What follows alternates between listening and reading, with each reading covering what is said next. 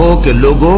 آؤ میں تمہیں وہ چیزیں پڑھ کر سناؤں جو تمہارے پروردگار نے تم پر حرام کر دی ہیں۔ ان کی نسبت اس نے اس طرح ارشاد فرمایا ہے کہ کسی چیز کو اللہ کا شریک نہ بنانا اور ماں باپ سے بدسلوکی نہ کرنا، بلکہ حسن سلوک کرتے رہنا، اور ناداری کے اندیشے سے اپنی اولاد کو قتل نہ کرنا، کیونکہ تم کو اور ان کو ہم ہی رزق دیتے ہیں، اور بے حیائی کے کام ظاہر ہوں یا پوشیدہ ان کے پاس نہ پھٹکنا،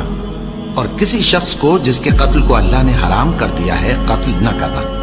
مگر جائز طور پر، یعنی جس کا شریعت حکم دے۔ ان باتوں کی وہ تمہیں تاکید کرتا ہے تاکہ تم سمجھو، اور یتیم کے مال کے پاس بھی نہ جانا مگر ایسے طریق سے کہ بہت ہی پسندیدہ ہو،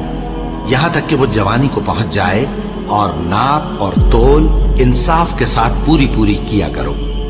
ہم کسی کو ذمہ دار نہیں بناتے مگر اس کی طاقت کے مطابق، اور جب کسی کی نسبت کوئی بات کہو تو انصاف سے کہو، گو کہ وہ تمہارا رشتہ دار ہی ہو، اور اللہ کے عہد کو پورا کرو۔ ان باتوں کا اللہ تمہیں حکم دیتا ہے تاکہ تم نصیحت قبول کرو، اور یہ کہ میرا سیدھا رستہ یہی ہے تو تم اسی پر چلنا، اور دوسرے رستوں پر نہ چلنا کہ ان پر چل کر اللہ کے رستے سے الگ ہو جاؤ گے۔ ان باتوں کا اللہ تمہیں حکم دیتا ہے تاکہ تم پرہیزگار بنو۔